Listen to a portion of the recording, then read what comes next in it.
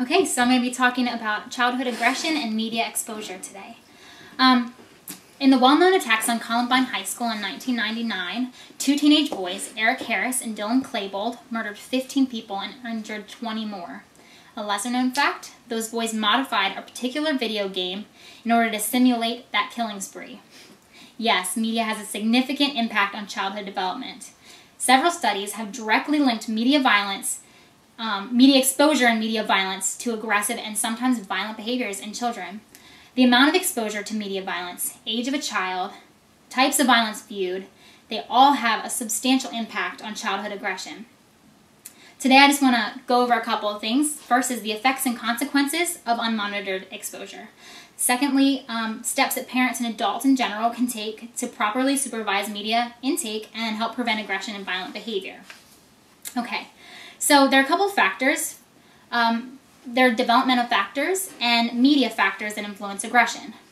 Combined, it can be a big problem. Okay, the age of a child. Young children are like sponges. They are impressionable, they're always learning, they observe and they imitate everything. Basically, the idea of what goes in is going to come out eventually. So I think an appropriate example is a sponge. Basically, let's say you just give it a little bit of water, you just expose it a little bit to that. It takes a lot of pressure and a lot of like wringing this out to get it to have anything seep out. Now, if you were to take this and fully saturate it with water, it takes just a tiny bit of pressure for it to just leak all over the place. And that's the same with aggression. Like children, whatever's put in is what's going to come out. And a child who's more saturated with violent media, it takes less provocation for them to come out with that. Younger kids have an easily distorted perception of fantasy versus reality. Also, age has to do with how kids identify with characters and idolize characters and who they idolize. Like superheroes, for instance, are popular with little boys. They just want to be like a superhero. So I guess that's probably better than maybe like wanting to be a gangster or like, you know, mafia kind of thing. So age definitely has a big impact. Second is the type and severity of media violence.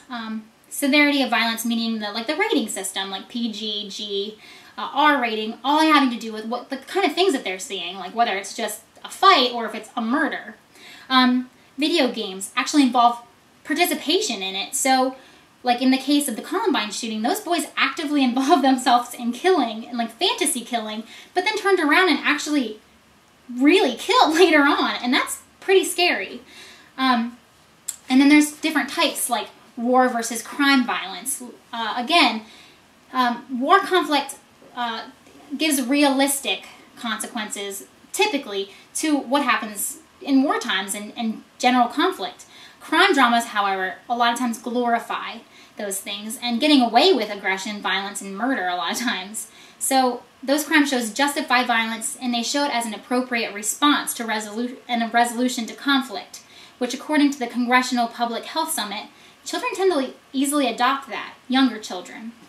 And also another problem is that children become immune to violence with extensive exposure. Some statistics are, by age 18, a typical child witnesses 40,000 murders and 200,000 other acts of violence on television. Children aged 8 to 18 spend approximately 6.5 hours in front of media daily. That's about an hour shy of an entire workday. That's absolutely insane. The Kaiser Family Foundation states that media consumption is second only to sleeping.